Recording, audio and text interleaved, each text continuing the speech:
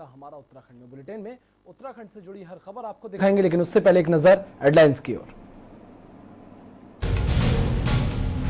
बुद्ध पूर्णिमा पर पीएम मोदी का संदेश है। पीएम ने कहा, मानवता की सेवा करने वाले नमन के पात्र पूरी दुनिया ने भारत को सराहा। देश में नहीं थम रहा कोरोना की रफ्तार, 24 घंटे में 89 लोगों की मौत, 3561 मिले नए केस, 52,000 के पार पहुंची मरीजों की संख्या। हरिद्वार शांति कुंज आश्रम के प्रमुख डॉक्टर प्रणम पांड्या पर रेप का आरोप, छत्तीसगढ़ की युवती ने दिल्ली के वेहान थाने में दर्ज कराया मामला। उत्तराखंड मंत्रिमंडल की बैठक आज, सीएम त्रिवेंद्र सिंह रावत की अध्यक्षता में होगी बैठक। कई महत्वपूर्ण फैसले पर बैठक में लिए जा सकते हैं। कोरोना वॉरियर संजय की मौत, सरकार ने किया मुआवजे का ऐलान, सीएम ने किया 10 लाख के मुआवजे का ऐलान। हरिद्वार में पश्चिम बंगाल के यात्री फंसे यात्रियों के सब्र का बांध टूट गया, घर जाने की मांग को लेकर यात्रियों ने किया हंगामा। आप देख रहे हैं के न्यूज़, खबरों का सारथी।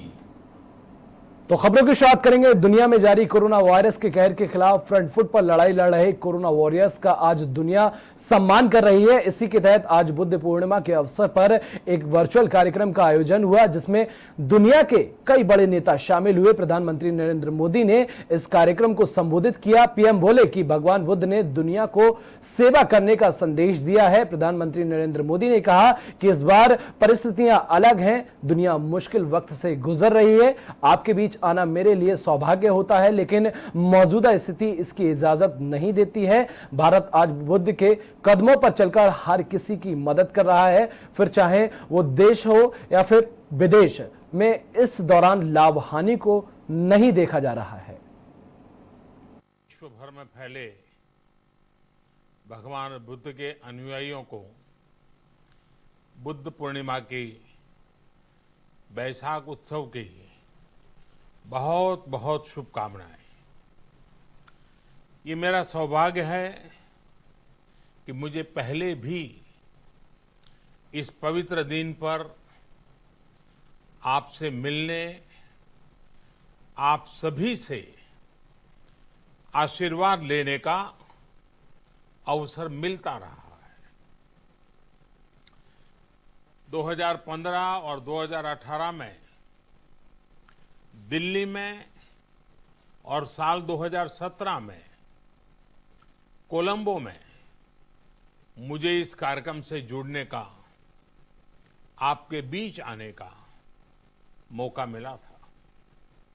हाँ, इस बार परिस्थितियां ही कुछ और हैं, इसलिए आमने सामने आकर के आपसे मुलाकात नहीं हो पा रही। साथियों, भगवान बुद्ध का वचन है, मनो पुब्बम गमा धम्मा, मनोसेट्टा मनोमया। यानी धम्म मन से ही होता है, मन ही प्रधान है, सारी प्रवृत्तियों का अगुवा है। इसलिए आपका और मेरा मन का जो जुड़ाव है, उसके कारण सशरीर उपस्थिति की कभी उतनी महसूस नहीं होती। बहुत समृद्ध किया है। वो अपना दीपक स्वयं बने और अपनी जीवन यात्रा में दूसरों के जीवन को भी प्रकाशित करते रहे। और इसलिए बुद्ध किसी एक परिस्थिति तक सीमित नहीं है, किसी एक प्रसंग तक सीमित नहीं है। सिद्धार्थ के जन्म, सिद्धार्थ के गौतम होने से पहले और उसके बाद इतनी शताब्दियों में समय का चक्र अनेक स्थितियों, परिस्थितियों को समेटते हुए निरंतर चल रहा है। समय बदला, स्थिति बदली, समाज की व्यवस्थाएं बदली, लेकिन भगवान बुद्ध का संदेश हमारे जीवन में निरंतर प्रवाहमान रहा है। ये सिर्फ इसलिए संभव हो पाया है क्योंकि बुद्ध सिर्फ एक नाम नहीं है, बल्कि एक पवित्र विचार भी है। और मुख्य सचिव उत्पल कुमार सिंह ने कोविड-19 के संबंध में स्थिति को लेकर प्रेस वार्ता की। इस दौरान मुख्य सचिव उत्पल कुमार सिंह ने कहा कि सरकार दूसरे राज्यों से उत्तराखंड लौटने के इच्छुक प्रवासियों को वापस लाने के लिए प्रतिबद्ध है। लगभग 1,64,000 लोगों ने इसके लिए पंजीकरण कराया है। अभी तक 7300 लोगों को दूसरे राज्यों से लाया जा चुका है, जबकि 8,146 को राज्य के भीतर ही एक जिले से दूसरे जिले में भेजा गया है। साथ ही बताया कि पिछले 2 दिन से प्रदेश में कोई भी कोरोना पॉजिटिव केस नहीं आया है। वर्तमान में कुल पॉजिटिव केस 61 हैं, इनमें से 39 रिकवर हो चुके हैं, जबकि 21 एक्टिव केस हैं। साथ ही प्रदेश में 426 चिकित्सक ऐसे थे जिनका आयोग द्वारा वर्ष 2010 से 2015 के बीच चयन किया गया। वो बना हुआ है। जहाँ तक हेल्थ स्टेटस की बात है, पिछले 2 दिनों से हमारे पास और लॉकडाउन के बीच हरिद्वार में फंसे पश्चिम बंगाल के यात्रियों का सब्र का बांध टूट गया है। आपको बता दें, घर जाने की मांग को लेकर यात्रियों ने हरिद्वार के विष्णु घाट पर अपनी ही सरकार के खिलाफ जमकर नारेबाजी की और घाट पर ही धरने पर बैठ गए। इसकी सूचना मिलते ही प्रशासन में हड़कंप मच गया और सूचना मिलते ही जिला पर्यटन अधिकारी और पुलिस कर्मियों ने मौके पर पहुंचकर जैसे तैसे इन यात्रियों को शांत कराया। पर्यटन अधिकारी सीमा नौटियाल ने कहा कि हरिद्वार जिला अधिकारी द्वारा इन्हें बंगाल भेजने के लिए शासन स्तर पर लगातार प्रयास किया जा रहा है, लेकिन बंगाल सरकार की अनुमति न मिलने के कारण इनकी रवानगी नहीं हो सकी है। बता दें कि पश्चिम बंगाल के लगभग 750 यात्री हरिद्वार के विभिन्न होटल धर्मशालाओं में ठहरे हैं। अभी ये कह रहे हैं कि हम लोगों को जाना है, सिर्फ इनकी जाने की मांग है कि हम लोगों में बीमार लोग भी हैं, बुजुर्ग हैं, है ना, तो ये कह रहे हैं कि हमें हमारे स्टेट भेज दिया जाए। तो इसके लिए अभी कई बार अभी डीएम साहब की शासन स्तर में बात भी चल रही है और शासन की भी बात चल रही है बंगाल गवर्नमेंट से, जो मेरे संज्ञान में है। तो अभी इनकी अनुमति का नहीं हुआ है, इसलिए जो है ये लोग यहाँ अटके पड़े हैं। तो अभी जो भी है, इन्होंने कहा कि हम ज्ञापन दे रहे, तो मैंने कहा दे दीजिए, आपका ज्ञापन हम पहुंचवा लेंगे। का जो प्रशासन है वो तो हमें सहयोग कर रहा है। यहाँ का जो होटल मालिक है वो भी हमें सहायता कर रहा है, लेकिन सब कुछ तो सरकारी सहयोगिता से नहीं मिल रहा है ना। हमारा साथ कोई बुजुर्ग है, उसका क्रॉनिक पेशेंट है कोई, उसका जो मेडिसिन यहाँ नहीं मिल रहा है, उसका जो पर्सनल जो डॉक्टर्स है उससे वो चेकअप कराता है, वो भी सुविधा यहाँ से नहीं मिल रहा है। हम बंगाल सरकार से रिक्वेस्ट करता है, विनती करता है कि हम लोगों को यहाँ से घर जाने का इजाजत दे।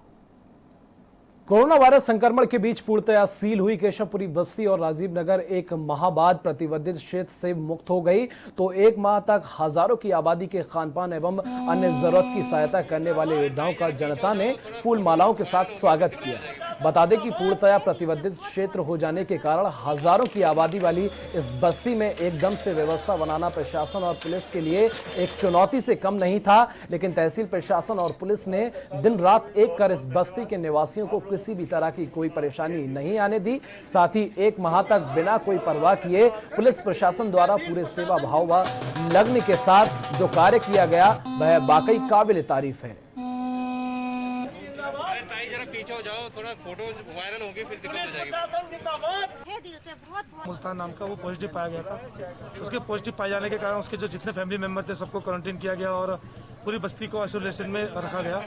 लगभग आज 1 महीना आइसोलेशन हो गया है, जिसको जो सपोर्टिंग टेस्ट है वो सब करा लिए गए हैं और सारे नेगेटिव आए हैं। मतलब बस्ती पूरी तरह से सिक्योर है। बस्ती के लिए हमने प्रशासन की मदद से हमने हर फैसिलिटी यही बैरिकेडिंग पे ही अवेलेबल कराई, चाहे वो मेडिकल फैसिलिटी हो, चाहे वो राशन की फैसिलिटी हो, चाहे वो गैस से संबंधित हो, चाहे वो एटीएम और बैंकिंग सर्विसेज से संबंधित हो। हर प्रयास किया गया कि इस बस्ती को हर तरह की सुविधाओं से सुविधाएं मिले। और बाजपुर के सुल्तानपुर पट्टी में लॉकडाउन में अपनी अपनी जिम्मेदारी से कार्य कर रहे पुलिस और मीडिया कर्मियों को सम्मानित किया गया। वहीं सुल्तानपुर पट्टी में गरीब बेसहारा लोगों के खाने के लिए चल रही मोदी रसोई का निरीक्षण करने पहुंचे कैबिनेट मंत्री यशपाल आर्य, नैनीताल विधायक संजीव आर्य और पूर्व दर्जा मंत्री हरेंद्र सिंह लाडी का भी फूल मालाएं डालकर स्वागत किया गया। कोरोना महामारी हमारे देश में फैली हुई है, उसका प्रकोप हर क्षेत्र में, हर शहर में, हर गांव में है। उसमें हमारे ये कर्मचारी, सफाई कर्मचारी, हमारे पुलिस वाले और हमारे पत्रकार भाई, साथ में हमारे मंत्री जी दिन रात लगे हुए हैं कि इस महामारी से निपटा जाए। जो मजलूम लोग हैं वो कोई भूखा ना सो पाए, उन तक आवाज़ बनकर हमारे पत्रकार भाई लगातार उन लोगों तक राशन पहुँचवाने की कोशिश कर रहे हैं। उधम सिंह नगर के खटीमा में 2 दिनों में बाजार में उमड़ी भीड़ आज बेहद कम नजर आई। शहर में ऑड इवन के तहत कई व्यापारियों ने दुकानें तो खोली, एक तरफ बाजार भी पूरी तरह बंद रहा। ऐसे में व्यापारियों का कहना है कि लॉकडाउन के चलते आम लोगों के आर्थिक स्थिति में असर पड़ा, जिसकी वजह से लोग बाजार में खरीदारी करने नहीं आ रहे हैं, जिसका असर उनके व्यापार में भी पड़ रहा है।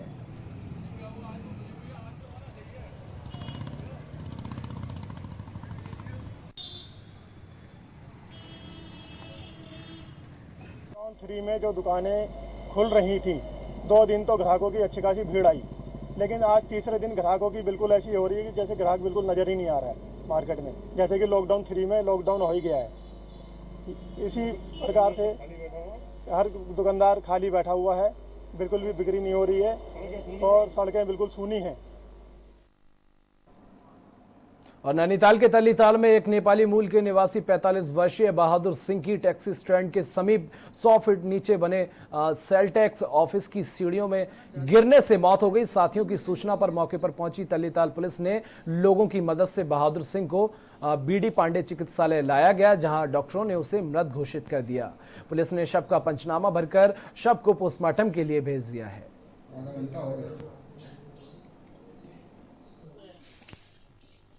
जो अभी आया था वो मोस्ट प्रॉब्ली वो सर में चोट लगने के कारण से जो है यहाँ पे हॉस्पिटल में उनकी डेथ हो गई थी। हॉस्पिटल पहुंचने से पहले डेथ हो गई थी वो। मोस्ट प्रॉब्ली कि सर में चोट लगने के कारण से ऐसा हुआ है। ये शाम को लगभग 6 बजे के लगभग हमें 112 के माध्यम से सूचना मिली थी कि टैक्सी पार्किंग है हमारी हल्द्वानी रोड पर, वहाँ पे एक व्यक्ति गिर गया है। इस सूचना पर हम लोग मौके पर गए थे, तो एक व्यक्ति लगभग 15 फीट नीचे मेन रोड से वहाँ पर गिर गया था। सर पर उसके काफ़ी चोट थी, काफ़ी ब्लड निकल गया था। तो मौके पर आसपास जानकारी की तो ये व्यक्ति नेपाल का निवासी बताया गया है। इसका नाम राम बहादुर, पिताजी का नाम इसके बम बहादुर है। इसको प्राइवेट वाहन से हॉस्पिटल भिजवाया गया था, जहाँ पर इसकी मृत्यु हो चुकी है। भारत नेपाल के सीमा के क्षेत्र खटीमा में लॉकडाउन के दौरान घरों में हाथ साफ कर घटना को अंजाम देने वाले चोर को पकड़ चोरी का किया खुलासा। घटना की जानकारी देते हुए इंस्पेक्टर संजय पाठक ने पकड़े गए आरोपी के पास से 9 तोला सोना बरामद कर बताया कि 20 मार्च को एक घर में से चोरी की घटना सामने आई थी, जिसको लेकर पुलिस ने विभागीय टीम की तत्परता से घटना को अंजाम देने वाला चोर खटीमा का निवासी है, जिसके ऊपर उत्तराखंड के अलग अलग थानों के दर्जन भर मामले दर्ज हैं। पकड़े गए अभियुक्त के पास से चोरी किए गए सोने को बरामद कर गिरफ्तार किया गया है और उचित कार्रवाई कर जेल भेजा जा रहा है।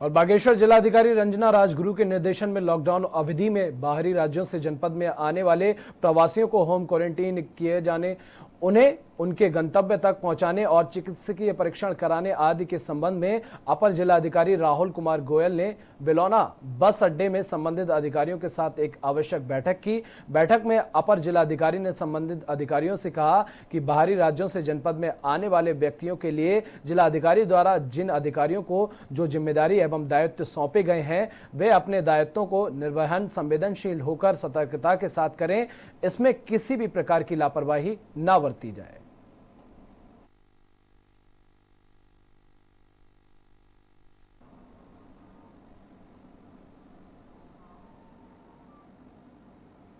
दिनेशपुर में देर रात करीब 2 बजे भारी बरसात के साथ तेज आंधी के चलते कई लोगों के घरों के टीन सेट उड़कर अन्य स्थानों में जा गिरे।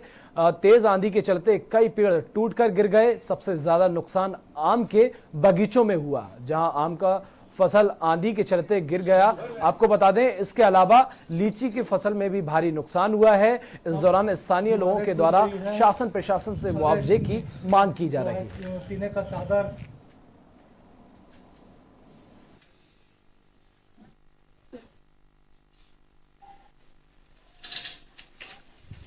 हमारा ये टीन शेड जो है ये पूरा उड़ गया और जानवर के बहुत से सामान बिखर गए, नष्ट हो गया। नुकसान तो 10-12 हज़ार का हुआ है। अभी इसको दोबारा हम सेटिंग करें तभी 10-12 हज़ार रुपया इसमें खर्चा लागत आएगा। लेकिन हम क्या करें, हम गरीब आदमी हैं, जो अगर सरकार कोई सहायता करे तो ठीक है, नहीं तो फिर अपना तकदीर के ऊपर ही छोड़ देते हैं सब। कल रात जो आंधी आई है उसमें घरों की दीवारें टूट गई हैं और जो टीन शेड है, एडवेस्टर है, वो टूट गए हैं। बहुत सारे बड़े बड़े पेड़ जो फलदार पेड़ वगैरह थे वो टूट गए हैं और बहुत ज़्यादा क्षति हुई है ग्रामीण स्तर पर। और इसमें हम लोगों की अभी तक कोई सुनवाई नहीं हुई है, ना ही तहसील से कोई कर्मचारी या अधिकारी कोई संज्ञान लेने आए हैं। तो इस सूचना को आगे पहुंचाने की अनुरोध करते हैं। और यह वक्त एक छोटे से ब्रेक का, बहुत जल्द हाजिर होंगे।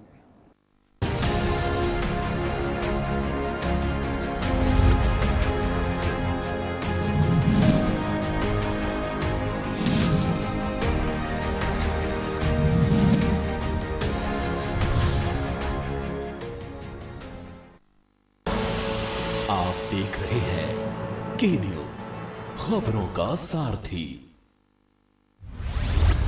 केबल ऑपरेटर्स जो पहुंचाते हैं आप तक हमारी हर बात, सजगता और समझदारी जिनकी है पहचान, जो है कोरोना योद्धा, जो है जिम्मेदार।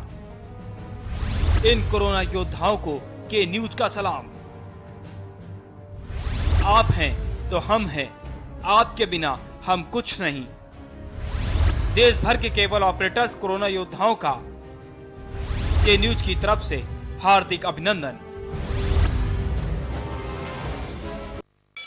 Mount Litra Z School, Unnao, #1 in academics, #1 in sports, best teachers, best result, smart classroom, best transport facility, world class infrastructure के साथ Mount Litra Z School, Unnao।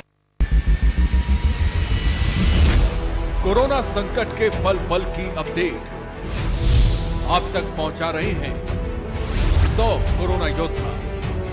Junaid Ahmad, Sanjay Vishwakarma, Aamir रजा, मोहित कश्यप, मुकेश कुमार, संदीप शर्मा, संदीप गुप्ता, आलोक मिश्रा, कृष्णा, जहीर अहमद, सिद्धार्थ प्रताप सिंह, दिलदार खान, वरुण शर्मा, गोपाल वर्णवाल, सैयद सभी अब्बास, अर्जुन देव वार्ष्णे, अमित कुमार। न्यूज़ इंडिया, सबसे बड़ी महामारी, सबसे बड़ी कवरेज।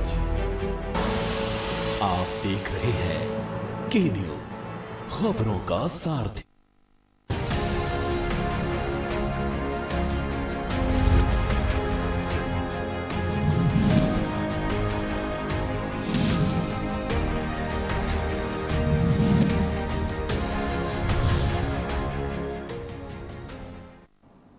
और ब्रेक के बाद एक बार फिर आप सभी का स्वागत है। खबरों में आगे बढ़ते हैं। कच्चे तेल में भारी गिरावट के बाद भी पेट्रोल और डीजल के उत्पादों में शुल्क की बढ़ोतरी को लेकर मंगलौर में कांग्रेस ने केंद्र सरकार पर जमकर हमला बोला।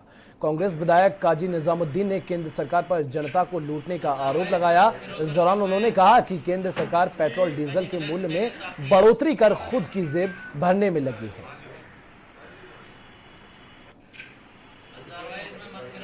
फेसबुक पर भी लिखा है, मैंने ट्वीट भी किया है।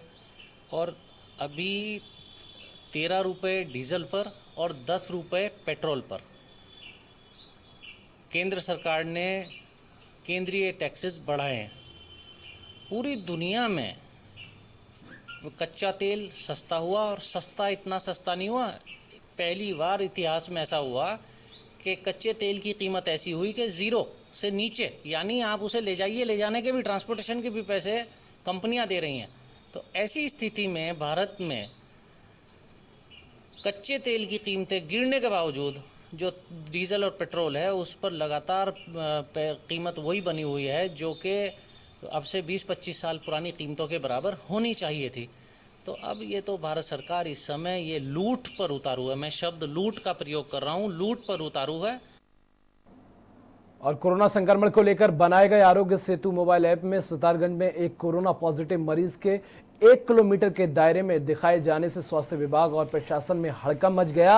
वहीं कल से इस व्यक्ति की तलाश में लगे पुलिस प्रशासन को उसके बारे में कोई जानकारी नहीं मिल पाने के कारण स्वास्थ्य विभाग और पुलिस प्रशासन द्वारा देर शाम रणनीति बनाई गई और उच्च स्तरीय अधिकारियों को बताया गया कि लोगों में भी इसको लेकर खासी चर्चा है। वहीं स्वास्थ्य विभाग सितारगंज के मुख्य चिकित्सा अधिकारी ने बताया कि स्वास्थ्य विभाग ने मामले को गंभीरता से लेकर जिला प्रशासन को अवगत करा दिया है।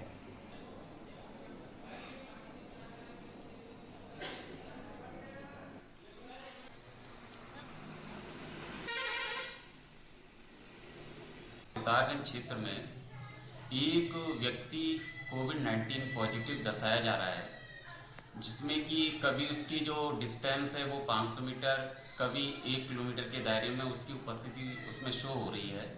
इस संबंध में मेरे द्वारा तहसीलदार महोदय से और एसडीएम साहब महोदय से वार्ता की गई है। साथ ही कल शाम ही एसएसआई बिष्ट जी के साथ भी इस पर चर्चा की गई। ट्रेसिंग के माध्यम से हमको उस यूज़र की आईडी या यूज़र की लोकेशन पता चलती है। एक महीने पहले मंगलौर के मोहल्ला मलकपुरा में एक संदिग्ध कोरोना पॉजिटिव पाए जाने के बाद प्रशासन ने पूरे मोहल्ले को सील कर दिया था, जिसके कुछ दिनों बाद संदिग्ध व्यक्ति की रिपोर्ट नेगेटिव आ गई थी, जिसके बाद रुड़की एसडीएम के आदेश पर नगर पालिका प्रशासन ने स्थानीय पुलिस की मदद से पिछले 1 महीने पहले लगी सील को खोल दिया है। इस बात को लेकर स्थानीय लोगों में काफी खुशी का माहौल देखने को मिला।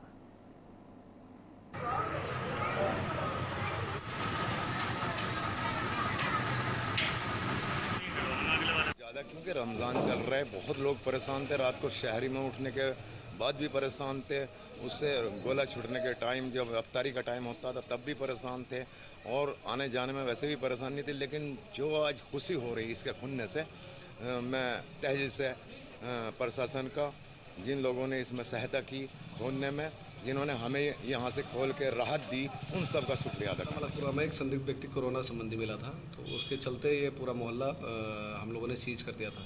तो निर्धारित समय अवधि इसमें पूर्ण हो चुकी है और कोई भी इसमें फिर ऐसी कोई शिकायत आगे नहीं मिली, जिस कारण अब इसमें आदेश प्राप्त हुए थे कि इस तरह की जो सीजिंग की कार्रवाई की गई थी खोल दी जाए, तो खोल दी गई है।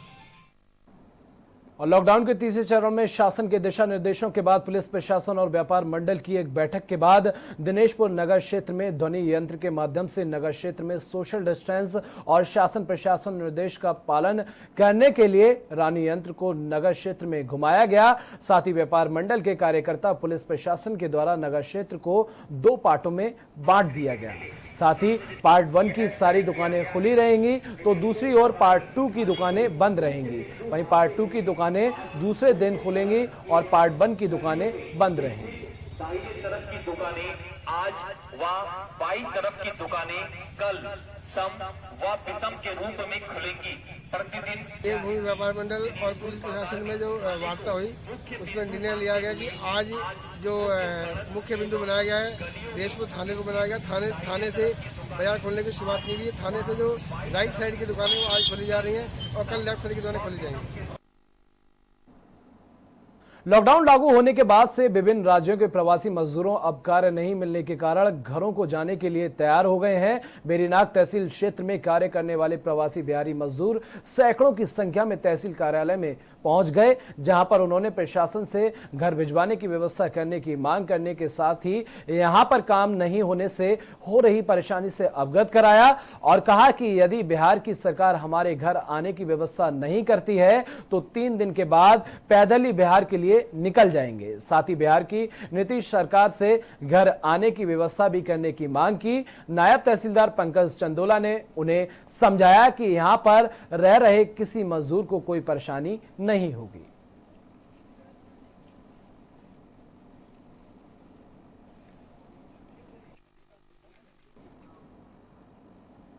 और इसी के साथ हमारा उत्तराखंड में बस इतना ही। देश दुनिया की तमाम खबरों के लिए देखते रहिए के न्यूज़ इंडिया।